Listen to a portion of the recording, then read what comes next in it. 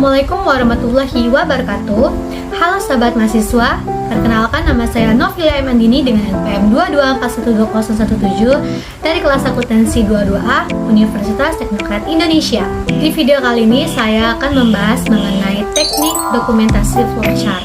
Jadi flowchart adalah teknik analitis yang menguraikan beberapa aspek sebuah sistem informasi secara jelas, ringkas, dan logis. Flowchart ini menggunakan serangkaian simbol untuk menguraikan prosedur pemrosesan dan arus data. Setiap bentuk dalam flowchart ini menggambarkan sebuah kegiatan, input, aktivitas pemrosesan, atau medium penyimpanan yang unik. Nah, kalau dulu itu kan flowchart umumnya digambar dengan menggunakan template. Tapi sekarang ada software yang seperti Visio, Microsoft Word, dan PowerPoint yang dapat digunakan dengan mudah. Namun saya merekomendasikan yaitu Visio agar lebih cepat dan lebih mudah. Pembahasan selanjutnya yaitu mengenai simbol flowchart.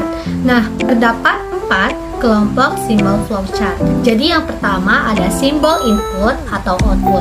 Jadi simbol ini menunjukkan jenis alat atau media yang memberikan input atau merekam output dari sebuah proses. Yang kedua, simbol pemrosesan. Simbol pemrosesan itu menunjukkan jenis alat yang digunakan untuk mengolah data itu secara manual atau secara komputer. Dan yang ketiga, itu ada simbol penyimpanan. Jadi simbol penyimpanan ini menunjukkan jenis alat yang digunakan untuk menyimpan data. Dan yang terakhir atau yang keempat, simbol arus, data, dan lain-lain, yaitu menunjukkan arus data dan barang, kemudian mulai dan berakhirnya flowchart, lokasi sebuah keputusan, dan penjelasan tambahan. Jadi ada 5 contoh simbol input atau output. Nah, yang pertama ini simbol dokumen, menggambarkan sebuah dokumen atau laporan yang dibuat secara manual atau dengan menggunakan komputer. Yang kedua yaitu simbol dokumen rangkap. Nah, jadi simbol dokumen rangkap ini menunjukkan dokumen atau laporan rangkap dan setiap tembusannya harus diberi nomor di sebelah kanan atas, kayak yang di video samping ini. Nah, yang ketiga yaitu output elektronik.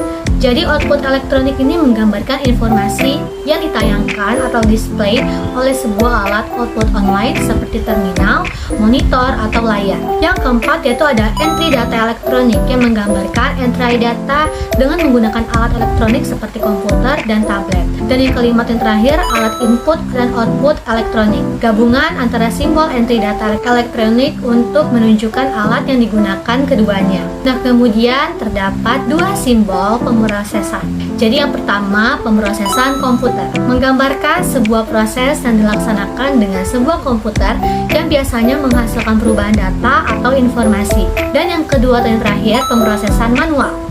Jadi pemrosesan manual ini menggambarkan sebuah kegiatan yang pemrosesan dilaksanakan secara manual. Selanjutnya yaitu simbol penyimpanan.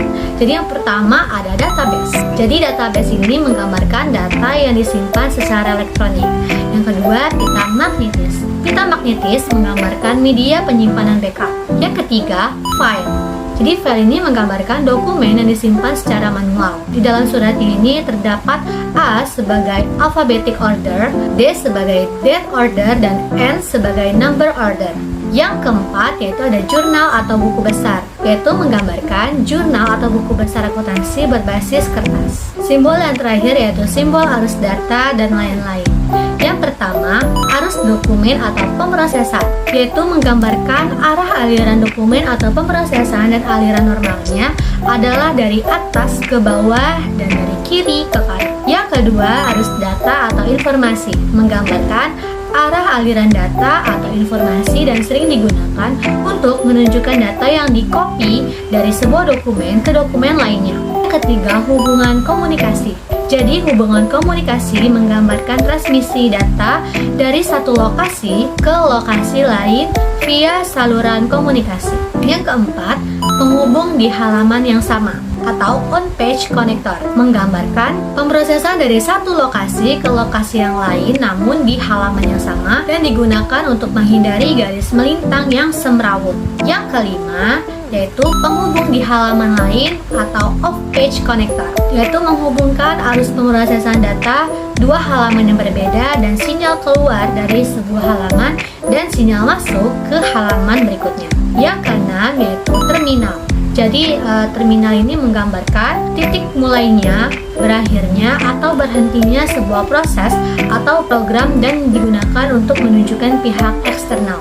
Yang ketujuh yaitu keputusan. Jadi keputusan ini menggambarkan tahap pembuatan keputusan dan digunakan dalam flowchart program untuk menunjukkan cabang alternatif lain. Dan yang kedelapan atau yang terakhir yaitu anotasi atau catatan tambahan, yaitu menggambarkan, menambahkan komentar deskriptif atau catatan penjelasan sebagai klarifikasi dari simbol tersebut. Nah, itu dia pembahasan mengenai teknik dokumentasi flowchart. Sekian dari video kali ini. Bila saya ada salah kata, saya mohon maaf. Wabillahi taufiq wal hidayah. Wassalamualaikum warahmatullahi wabarakatuh. See you in the next video.